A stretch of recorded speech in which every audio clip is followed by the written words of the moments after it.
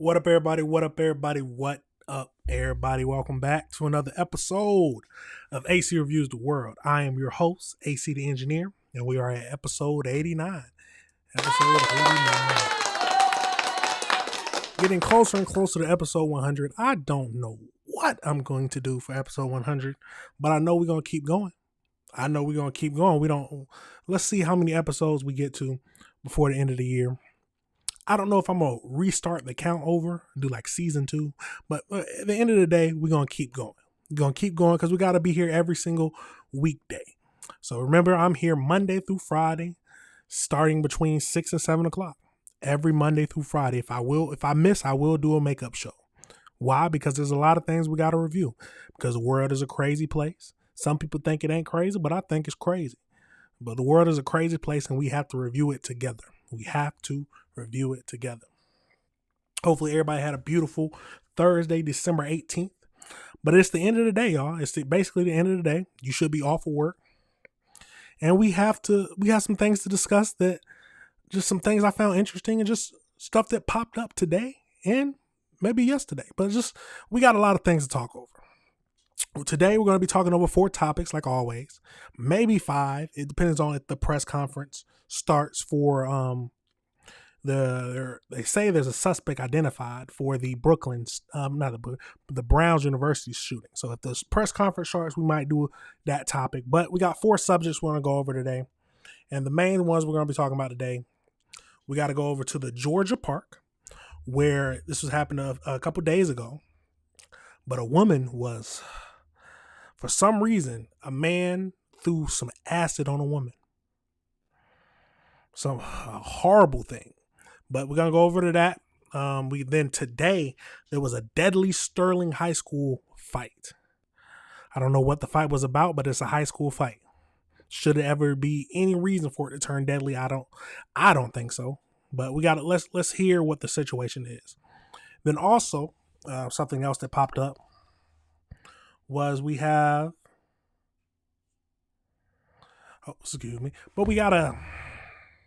go over into Walmart, where it looks like some razor blades have been found in bakery items. And the last thing we're going to be talking about is the change in marijuana laws. So it looks like Trump changed some of the marijuana, not laws, but changed the marijuana status from a Schedule to a Schedule 3 drug. So we're gonna get over that as well. But it is a crazy thing, no matter what we talk about. Let's see. But you know how I like to do it. Let's jump right into it, everybody. Let's jump over into it. Like I said, the first thing we're talking about today is the Georgia Park acid attack. So let's get over into that and see what we can learn from this situation. It's a horrible situation, no matter what it is, but let's get over into it and see what we can find out.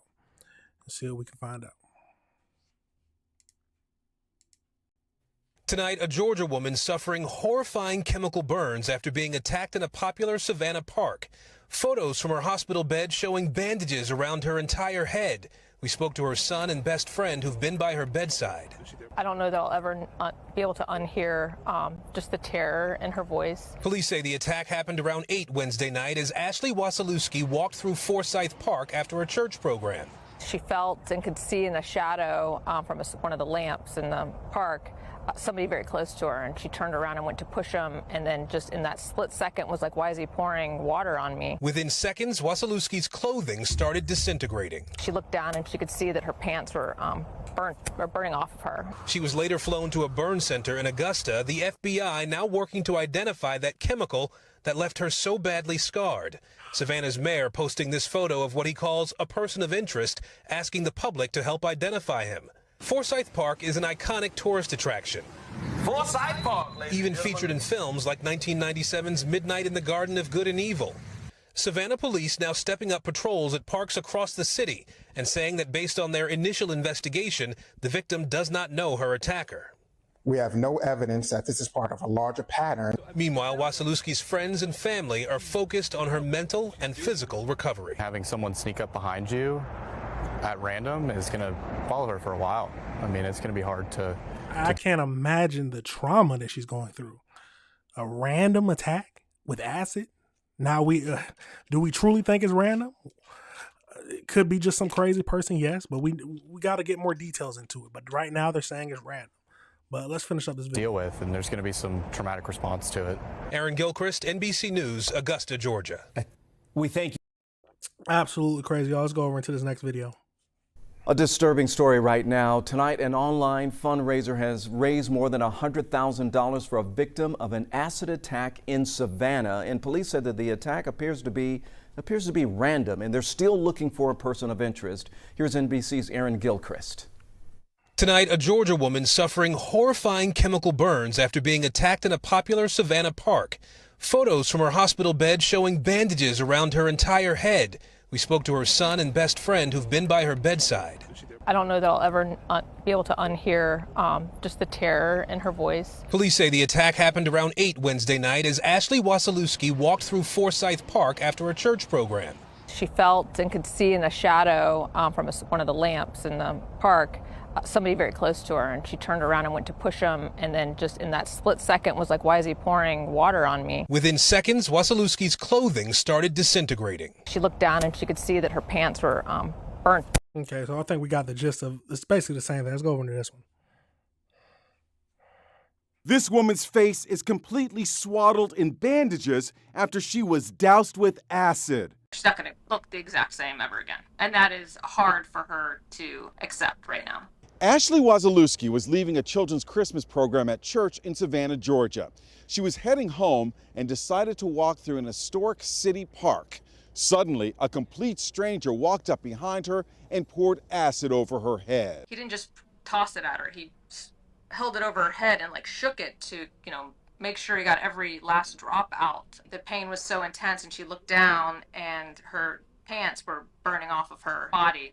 Ashley's best friend Connor Milam and son Wesley have been by her side since the attack. One of the bystanders called me while they were tending to her, and I heard her screaming and crying in the background. It is absolutely gut-wrenching to hear your mother go through something like that. It's surreal. It shouldn't be happening, and it shouldn't happen to her, for sure. It happened in Savannah's famous Forsyth Park, which has been featured in films including 1962's Cape Fear and Midnight in the Garden of Good and Evil. It's one of the busiest parks, so to think that it would happen in Forsyth is a little mind-blowing. The 46-year-old mom of two sons was transported to a trauma center with burns over 50% of her body. The majority of the burns are, in fact, third-degree burns, and the ones that she sustained on her scalp are really bad. Ashley may never be able to grow hair on her head again. Cops initially asked for help in finding this man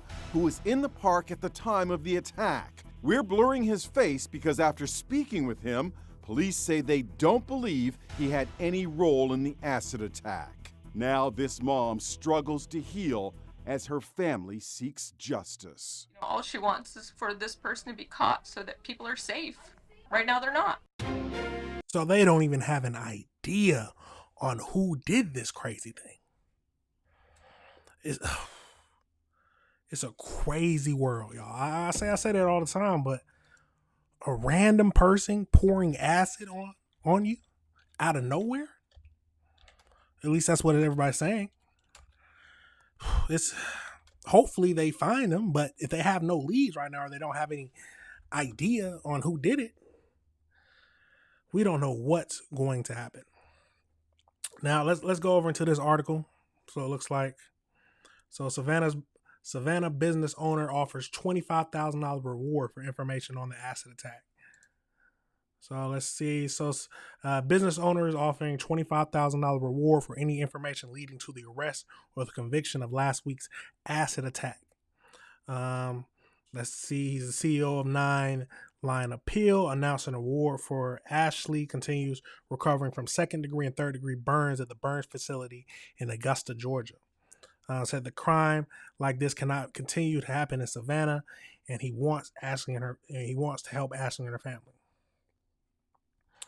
Let's see. Let's go. So details about the acid attack. The acid attack occurred when a man bumped a bottle of acid and chemicals onto Ashley as she walked through the park.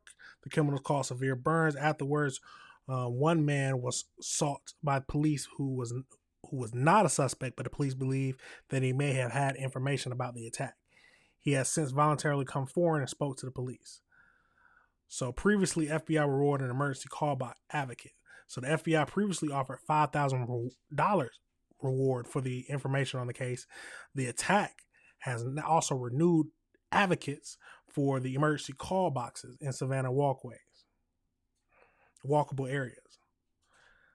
Absolutely crazy situation. Let's see if there's any more details about it. Yeah, the most details we got.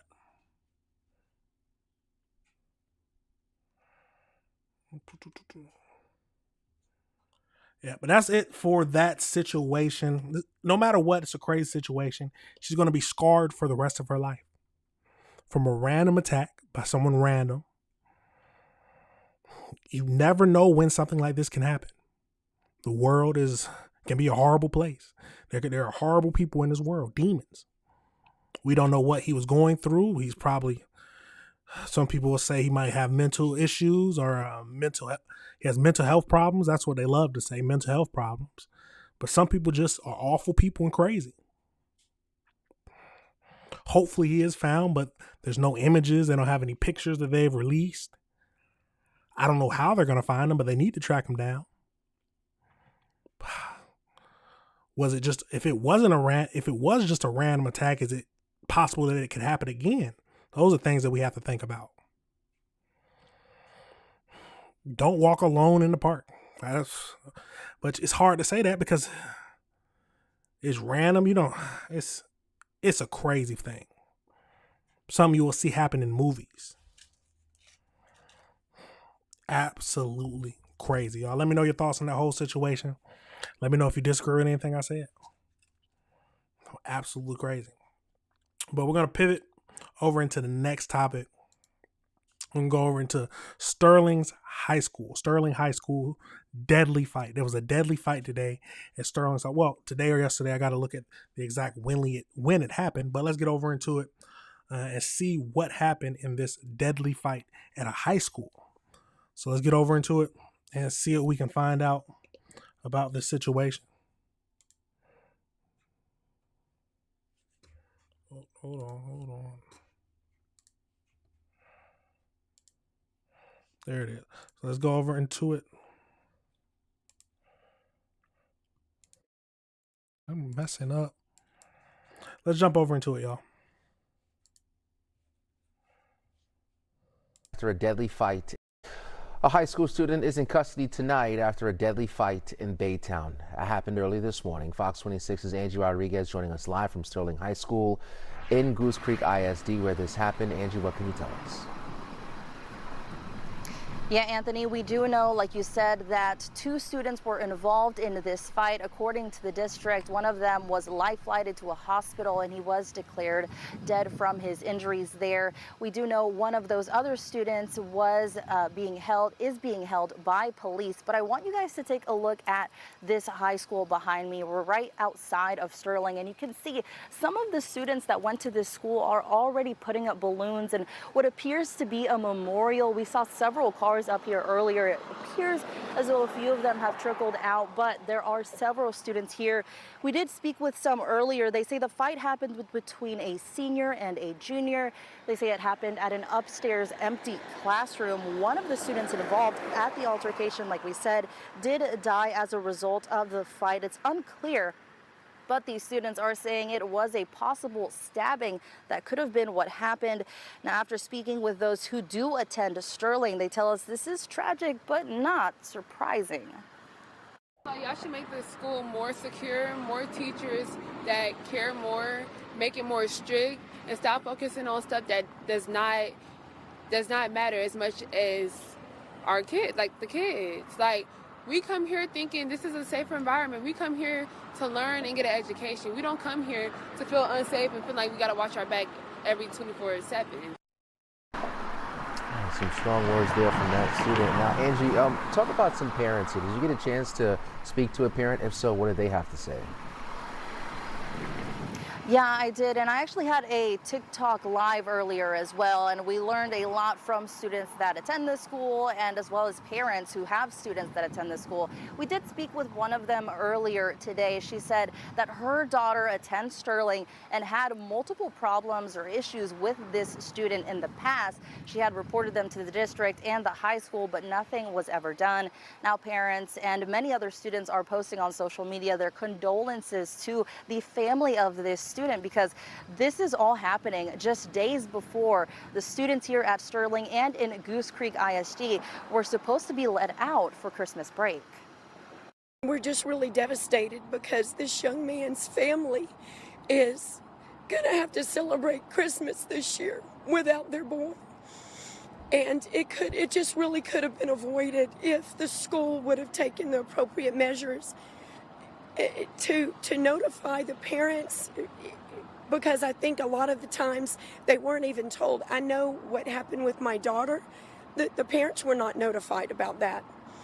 And they told me that they could not give me any information to be able to talk to the parents, to be able to say, this is what happened, you know, what can we do about it? They wouldn't give us any information.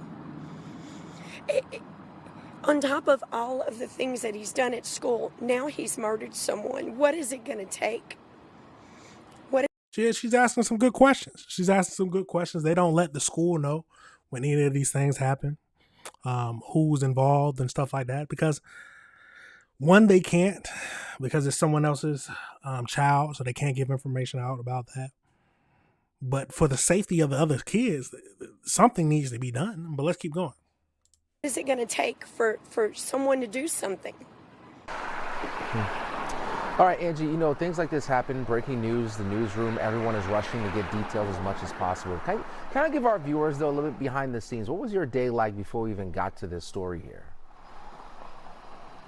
Yeah, well, we were originally supposed to be working on a different story, but like you said, breaking news happens, and we have to make sure that we're informing our viewers at home. So the first thing we did was go ahead and call some of the people in this area. I was able to speak with one mom that we later interviewed. She told me a little bit about the incident and a little bit about the background. We did change directions and started heading towards the school as soon as we found out we were going to be doing this story. We already did receive a statement from the district as well earlier today. So we also reached out to Baytown Police, seeing if they had anything to do with this investigation. They said they did assist, but since they aren't the lead, we can't get our information from there. It's going to strictly come from Goose Creek ISD Police. Once we parked here, though, we did speak with some students. You'll see that on your screen. I actually had to ask their parents for permission since they are underage as well. After that, we met up with the mother that I called earlier. She spoke a little bit about her daughter's problems, like you heard, with this suspect in the past as well. Then we set up for our live shots at 6:30, and we've been updating stuff on web as well, online. Like I said, we had TikTok.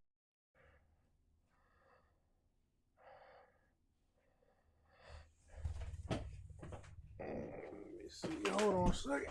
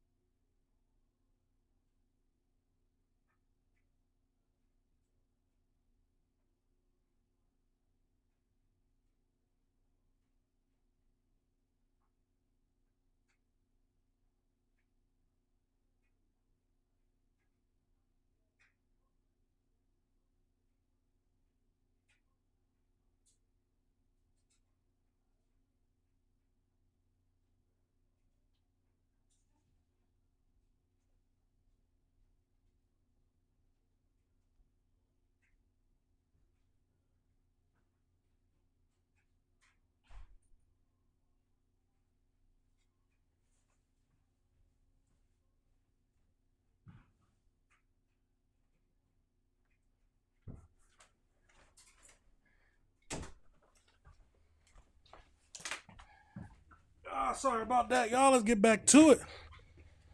Conversations live as well on Fox 26 Houston. I had my TikTok as well, speaking with students and parents in both English and Spanish at actually Angie TV. So a lot of things that we work on every day, and especially just to, again, inform our viewers and learn a lot of information.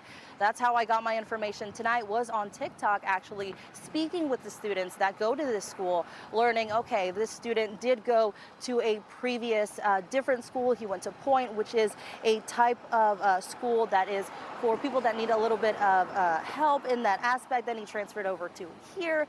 So a lot of new information that comes when we learn and when we continue to use, social media and things like that. So a lot of details coming out of this situation. Let's go over into the next video.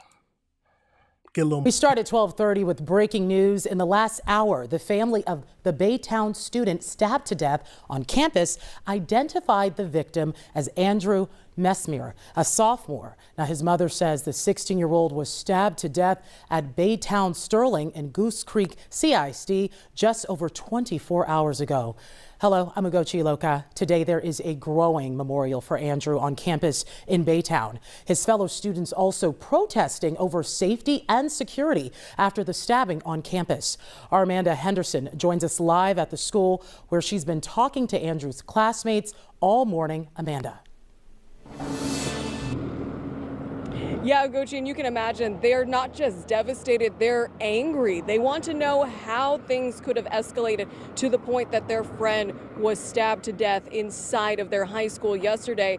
And there's also some frustration, Ugochi, about the fact that finals are continuing today from these students and some parents. They say a lot of them are not in the mindset to be taking these finals at this point. They want to be out here protesting Andrew's death, where his mother actually showed up a little earlier this morning. And I want you to take a look at the photo she gave us of Andrew. This is her 16-year-old son who was stabbed to death allegedly by another student, Andrew Matthews. Now, we understand from police that Matthews has been in custody and at some point today will be transferred over to the Harris County Jail.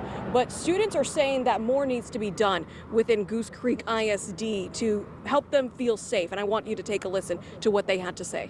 We should release all the information, especially for like the parents, the family, the very, very close friends. They don't deserve to be without knowledge, and we don't deserve to feel unsafe at school. And that's really been the pulse of what we've been hearing out here outside of Sterling High School, is that these students don't feel safe to go back inside the doors of their high school, where a growing memorial, I'm looking at it right now, the bench has balloons. It has blue and silver star balloons with growing candles. And you'll have to forgive me because a car just drove in front of it, but we've seen it growing by the hour. We've seen the number of students out here growing by the hour. We understand more are expected when school is out of session today because, again, as we mentioned, as they're passing through from their classes, they're coming up here and yelling justice for Andrew. But they do have finals that they're taking inside, according to the students out here. So much more to come on KHOU 11 at 4, 5, and 6. But for now, Gochi, we'll toss it back to you. Absolutely crazy situation.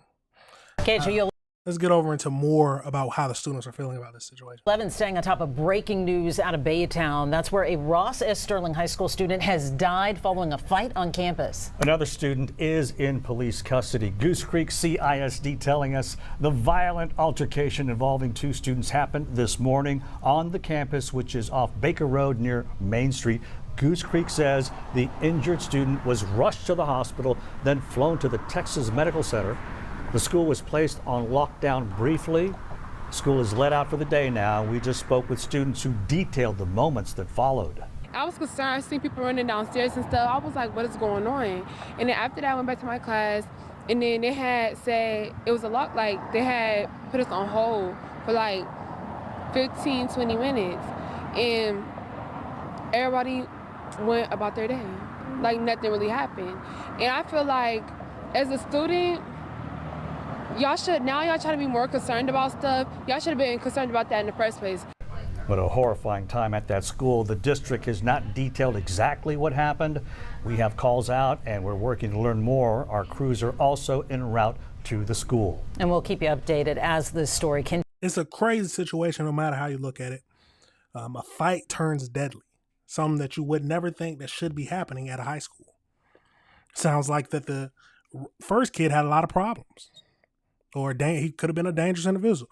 We don't know exactly what's all happening. But we don't know what to make of this situation other than something should have been done before. Why does it always feel like it's too late when they come up with excuses? But it might not be excuses. At the end of the day, a kid died during a fight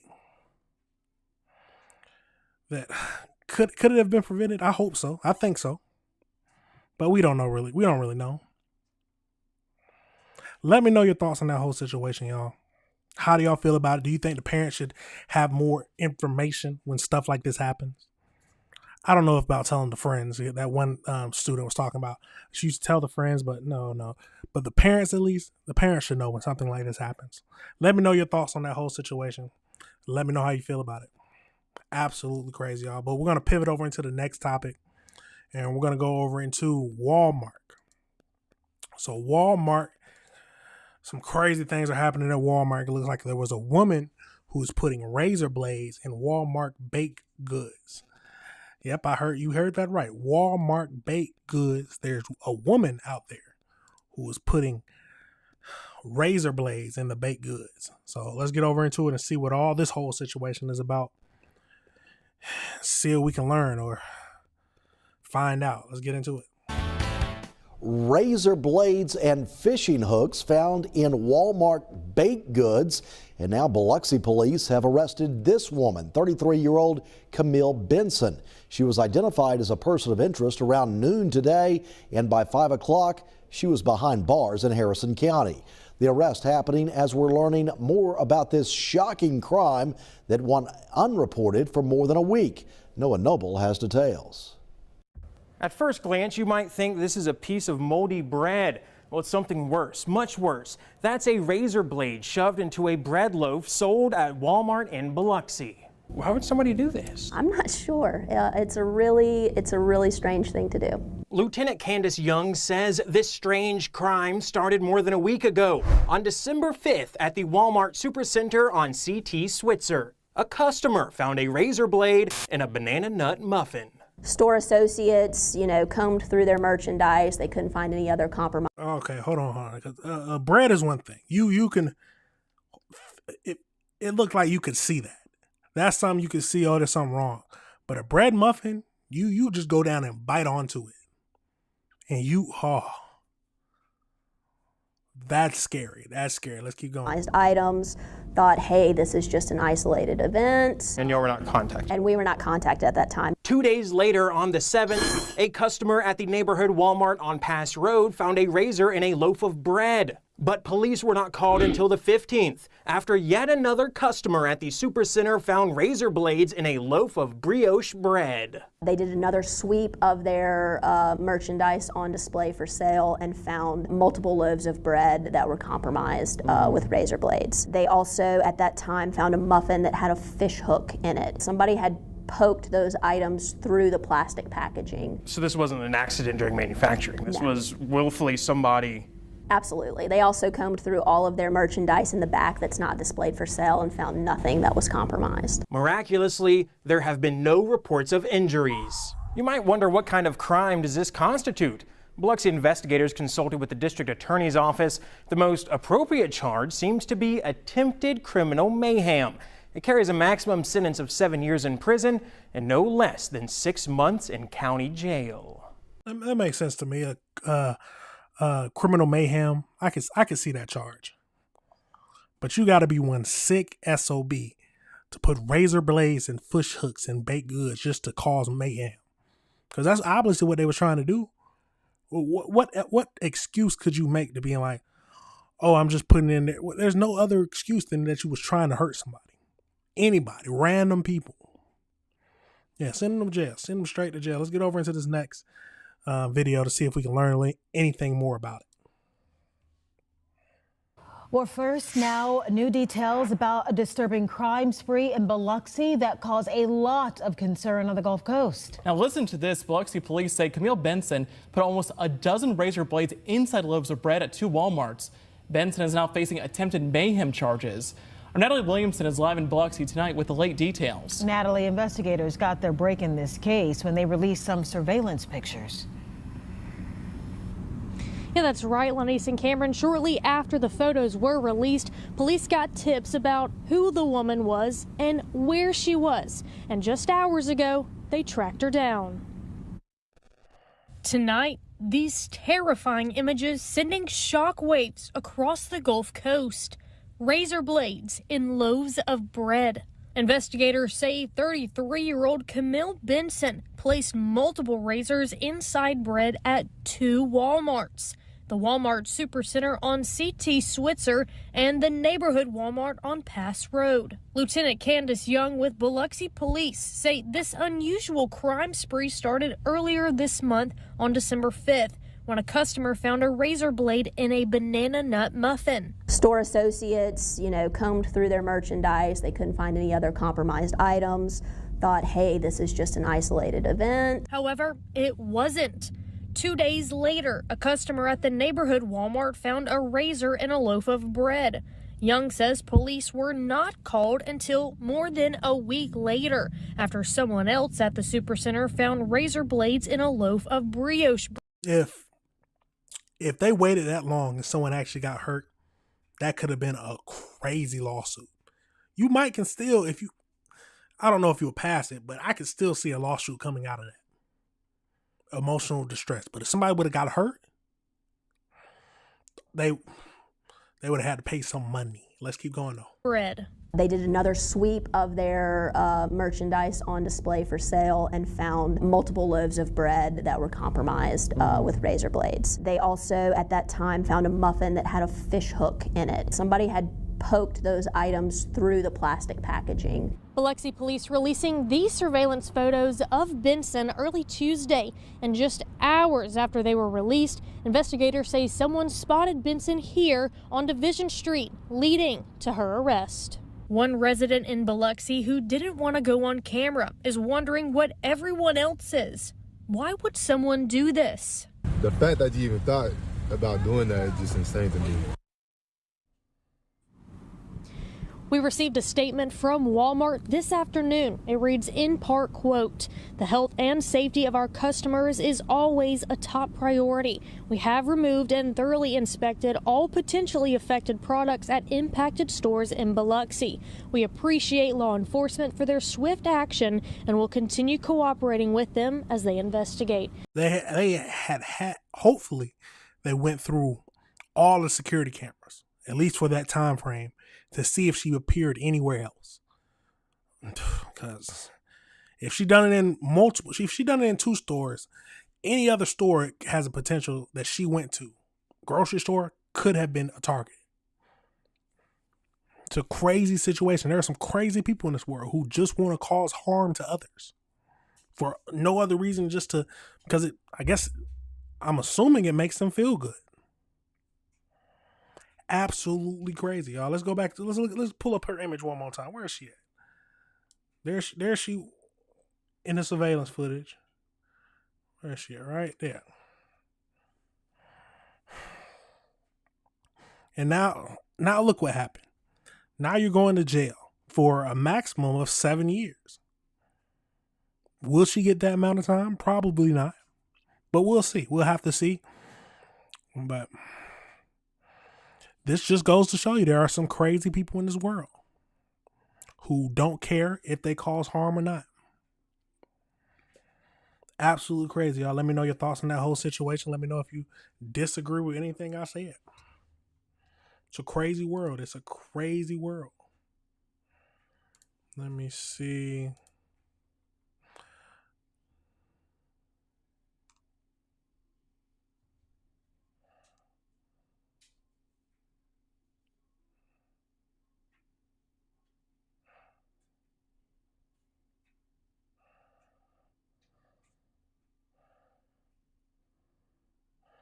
Yeah, the press conference still haven't started. So let's go over into the next topic we're going to talk about. We're going to go over into Trump's new change. So let's get over into Trump's new change. Let's see, changing marijuana legal status. So it looks like Trump signed an executive order to change the legal status of marijuana. So we got a few videos to look at and to see what we think of this whole situation. So let's get over into it and find out.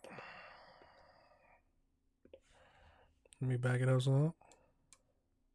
Burley live in Chicago. We've been listening in as President Trump was taking questions from reporters after signing an executive order easing the restrictions on marijuana, which will open it up for more medical research. The president emphasizing this move will not legalize marijuana on the federal level. Let's get out to NewsNation's Kelly Meyer, who's live for us at the White House with more. That's a good point and a good distinction that needs to be made, because some people don't listen and will just run with it. So it's changing it to be more used in medical research, not to make it legal federally. Yeah, hey there, Nicole. So let's first start, as you said, with the executive order that he just signed there in the Oval Office, surrounded by doctors as well as Dr. Oz and RFK Jr. there inside the Oval Office. So this executive order, as you said, it reschedules marijuana from a Schedule 1 to a Schedule 3 controlled substance with legitimate medical uses. So other Schedule 3 drugs you see there, Tylenol, codeine, ketamine. The president saying that it's going to have a tremendously positive impact, he believes, on this reclassification. So this is moving the drug to a lower schedule, but it would not change the fact that it remains illegal for recreational use at the federal level. But this could open the door to more research into marijuana and expanded medical uses. It could also lower the tax burden for state-licensed marijuana dispensaries in the dozens of states that have legalized the drug. The president has also said he has asked Congress to reconsider the classification of hemp-derived CBD to ensure seniors can access CBD products that they have found beneficial for pain and other reasons. There is a group of House Republicans urging the president against this. They were urging him not to reclassify marijuana as a less dangerous drug. But obviously, this is something that the president chose to do. He also took some questions in there, as he does, from reporters on a range of topics. They started with Obamacare subsidies expiring. He talked about how he wants people to buy their own health care, much better health care than they get from what he calls the Unaffordable Care Act. He was also asked about Fed share, how many people he is talking with for his replacement for the Fed share. He says he's talking to 3 or 4 candidates. Every one of them would be a great choice. He also was talking about those warrior dividend checks, those bonus checks going out for Christmas for U.S. service members. He says we've had a military that, in my opinion, by other presidents, was not treated that well. And he says because of tariffs, we're bringing in billions of dollars. He was also asked about that. I think we wanted to see, we're here about the marijuana legal status. Let's go over into this next video. Today, I'm pleased to announce that I will be signing an executive order to reschedule marijuana from a Schedule 1 to a Schedule 3 controlled substance with legitimate medical uses. We have people begging for me to do this, people that are in great pain. For decades, this action has been requested by American patients suffering from extreme pain, incurable diseases, aggressive cancers, seizure disorders, neurological problems, and more, including numerous veterans with service-related injuries and older Americans who live with chronic medical problems that severely degrade their quality of life. And it's so really, I can't tell you, I think I probably have received more phone calls on this, on doing what we're doing. I don't think I received any calls on the other side of it, but hopefully this reclassification, which by the way polls at 82%, will help many of those patients live a far better life. We're joined today by Secretary Robert F. Kennedy Jr., who's doing a fantastic job, Administrator of Centers for Medicare and Medicaid Services, Dr. Mehmet Oz, the FDA Commissioner, Dr. Marty McCary, Director of the National Institutes of Health, Dr. Jay Bhattacharya, and the director of the National Institute on Drug Abuse, Dr. Nora Valkow, as well as Dr. Ilana Braun from the Dana-Farber Cancer Institute, Duke University's Dr. David Casseret, the National Commander of the American Legion, Dan Wiley, and my friend Howard Kessler. Howard, how are you feeling? I'm telling you, he looks better than he did 20 years ago. But I don't want to go through what you went through to get there. Okay. Right? But it looks like you're doing great. I'm proud of you. I want to emphasize that the order I am about to sign is not the legalization, or it doesn't legalize marijuana in any way, shape, or form, and in no way sanctions its use as a recreational drug. It has nothing to do with it. Just as the prescription painkillers may have legitimate uses, but can also do irreversible damage and never, if you look at some of the damage that can be caused, wreck lives, and if it's abused, it's never safe to use powerful controlled substances in recreational manners, and especially in this case, if you take a look, illegal and unregulated drugs, very, very bad thing. So I've always told my children, don't take drugs, no drinking, no smoking, and just stay away from drugs. I have been, they would look at me and they said, Dad, would you stop saying that? I would say, no, let's be honest. Do you really think he told his kids that? It's possible, but let's keep going. Every time I looked at it practically. Young Americans are especially at risk, so unless a drug is recommended by a doctor for medical reasons, just don't do it. At the same time, the facts compel the federal government to recognize that marijuana can be legitimate in terms of medical applications when carefully administered in some cases. This may include the use as a substitute for addictive and potentially lethal opioid painkillers, and they cause tremendous problems. This can do it in a much lesser way, can make people feel much better that are living through tremendous pain and problems. 40 states and multiple U.S. territories have already recognized the use of medical marijuana. This reclassification order will make it far easier to conduct marijuana-related medical research, allowing us to study benefits, potential dangers, and future treatments. It's going to have a tremendously positive impact, I believe. Now, like he said, it doesn't legalize it federally or anything like that. But for those who want marijuana legalized at a federal level for recreational use, I feel like it does put it closer to the goal line. It's definitely not as where it needs to be, where they want it to be, but it definitely gets it closer because they're looking at it more, doing more research on it. But what are your thoughts, y'all? What are your thoughts on this whole situation? Do you think marijuana should be legalized recreationally? And is it fine that he changed it from a Schedule 1 to a Schedule 3? Tell me what your thoughts are on that whole situation, y'all. Absolutely crazy. But it's things are changing. Things are changing. And the world is always changing, and we just got to review it together. We have to review it together. Let me know your thoughts on that whole situation. Let me know if you disagree with anything I said. But that is it for the show today. A little shorter today. But we went over a lot of crazy things. We got the Georgia Park acid attack where a woman was randomly attacked with some acid thrown on her face. Then we got a deadly fight that happened at a high school, Sterling High School. We don't know the whole situation about it, but the parents are upset, of course. And it sounds like the parents didn't get enough information when they needed it.